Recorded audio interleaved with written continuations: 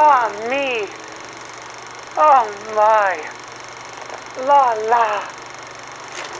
Heavens to Betsy. Forgive me. I'm so overcome. Yes, yes. I admit it. I love you. I...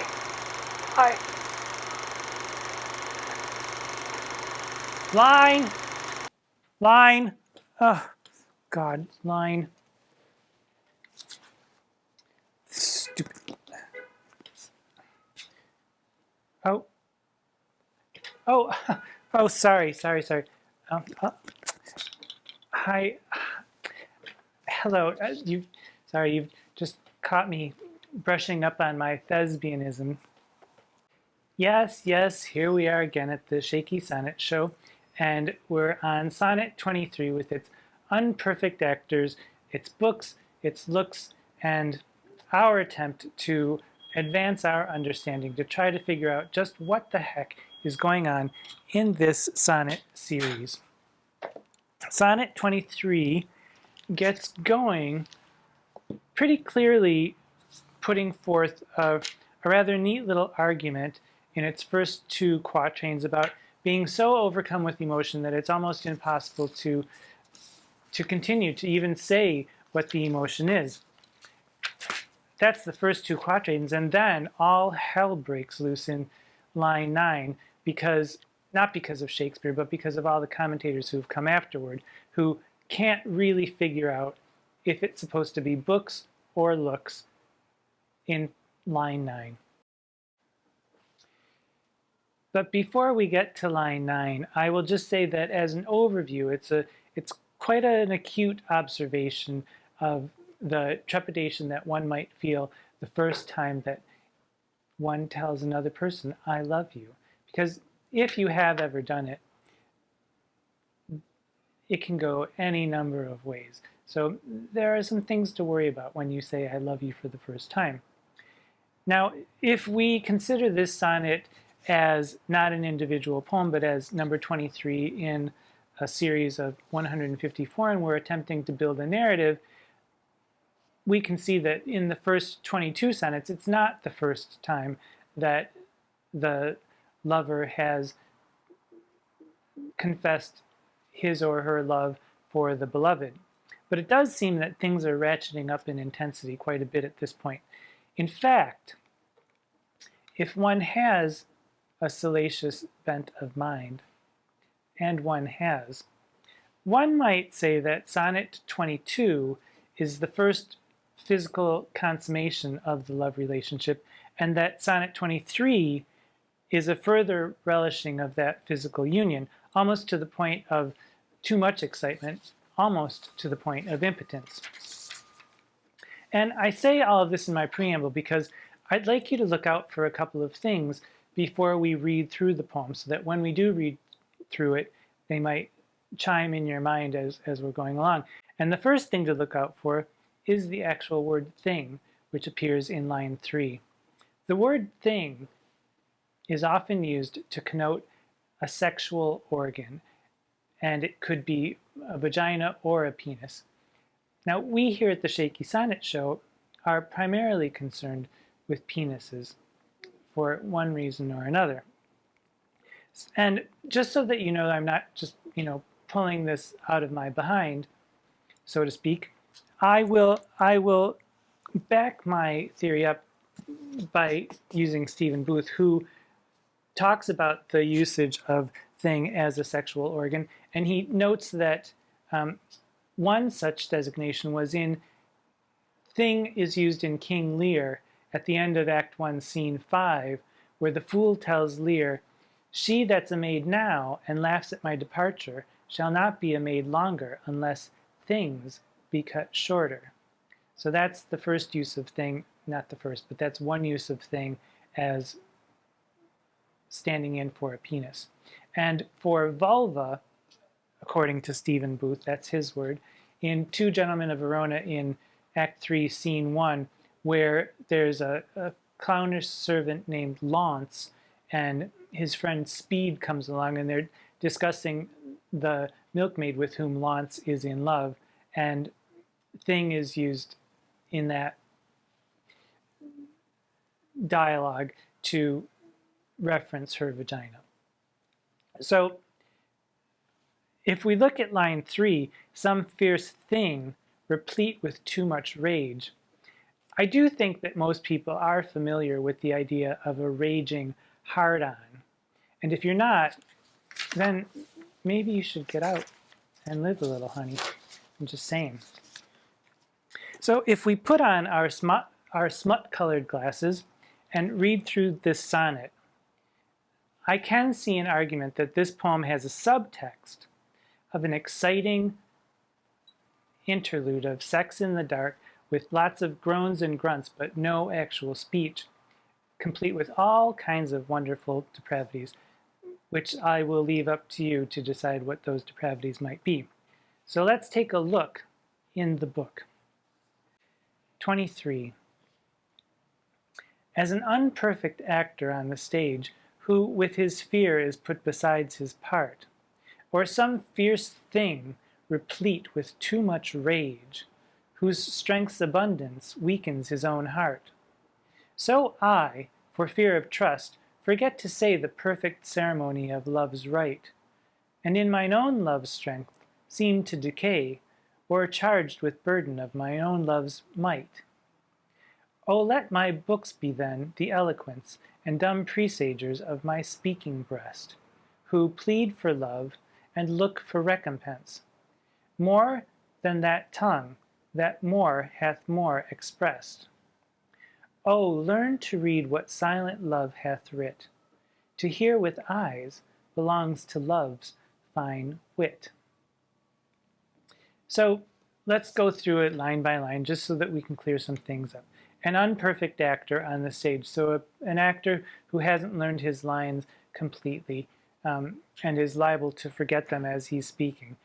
As that unperfect actor is on the stage, who is so has such stage fright, who with his fear is put besides his part, he's not deeply in his role, he's standing outside of his part, he's besides his part, so he's much more liable to flub his lines.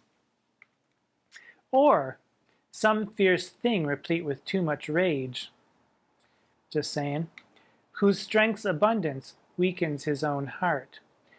Or it could be, for instance, if you've ever been in an argument with someone and you're so angry that you start to cry. I don't know if that's ever happened to you, but it's happened to me, and I'm not angry, I'm not sad, and I'm not hurt, I'm just angry, and the fact that I've cried makes me even angrier and makes me cry even harder. So it's that sort of a thing where you're so angry, you're in such a rage that you can't even fight the way that you want to fight. Just like these things, so I, says the narrator, I, and he goes back to the actor thing, for fear of trust, forget to say the perfect ceremony of love's right. I forget my lines too when I want to tell you how much I love you.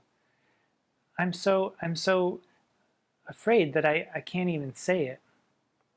And just like the person who has too much rage, and in my own love's strength seem to decay, which also could be in my rage, in my strength I seem to decay, kind of a droopy moment where things take a pause, as it will. It happens, I hear.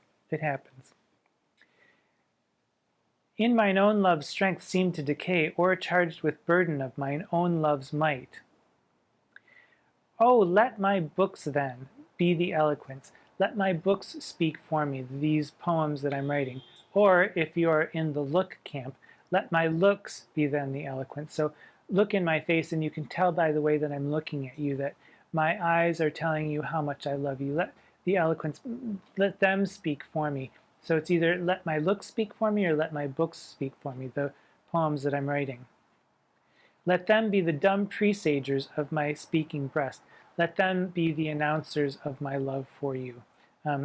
Presages generally to tell the future, but dumb presagers. So in other words, the book can't speak out loud, and my looks don't speak. It's all in silence, but let them tell you that I love you. And presagers, I guess, is just to tell. It's not the fortune-telling type of presage. Let my looks or my books plead for love. Oh, that's interesting. Oh, let my books be then the eloquence and dumb presagers of my speaking breast, who plead for love and look for recompense. Who plead for love? That's a very interesting use of who that I hadn't thought about before just this moment. So I don't know who refers to. If it refers to my speaking breast, if it refers to my books, if it refers to maybe a presager, a person who's going to tell about my love, but who plead for love and look for recompense. Recompense meaning I love you and I'm looking for you to love me back. And here comes this terribly clunky line. More than that tongue, that more hath more expressed. So let my books say what I can't say because I'm all shut up in either rage or lust or love or emotion. Let my books or my looks say my love, and hopefully you'll say it back to me, more than me saying out loud could ever say. So more than that tongue hath, more than that tongue that more hath more expressed. What a horrible line. I'm just going to say Shakespeare. Go back to the drawing board.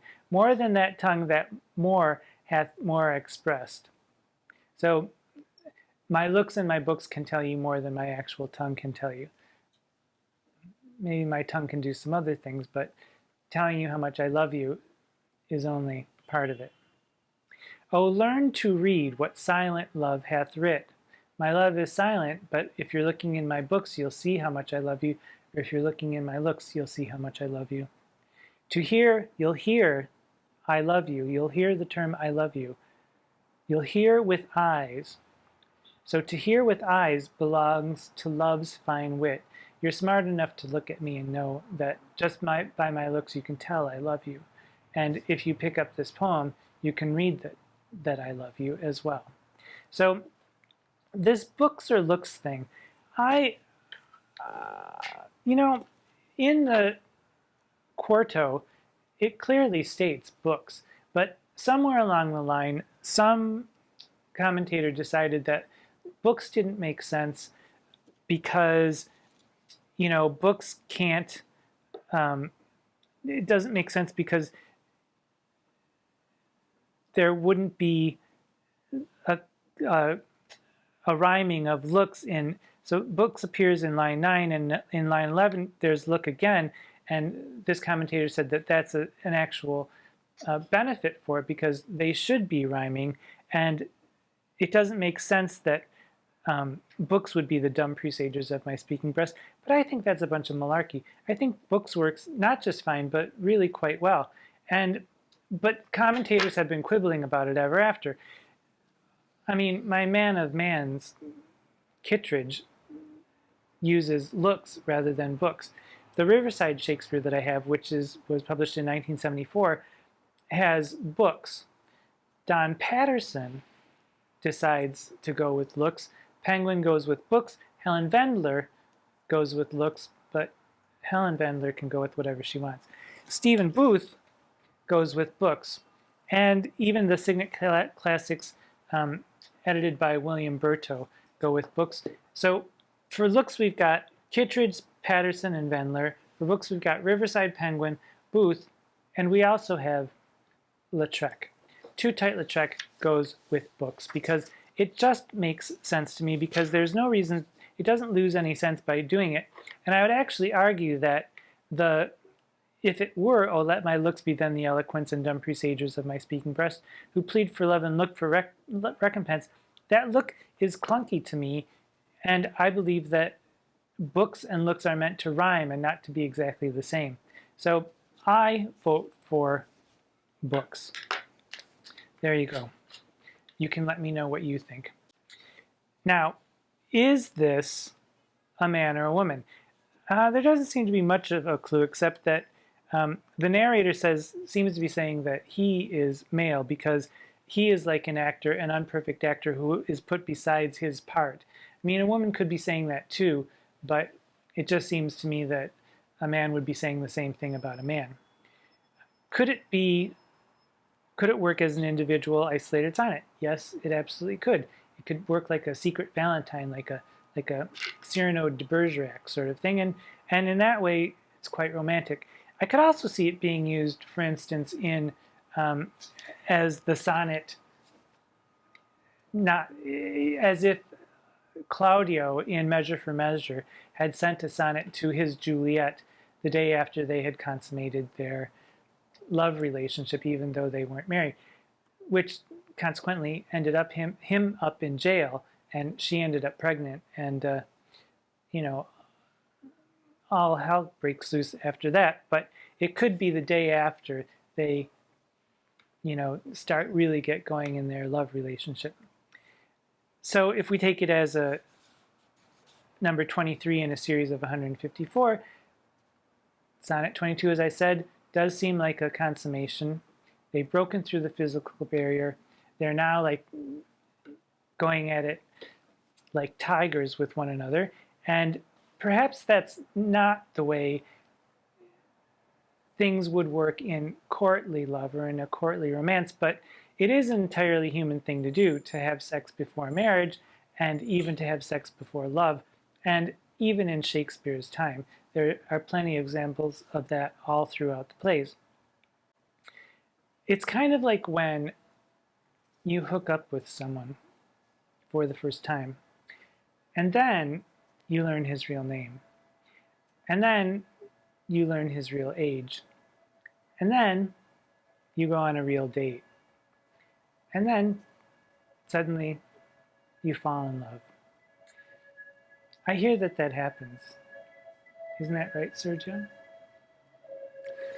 Well, if it's happened to you, let me know, or don't let me know. Keep it all to yourself.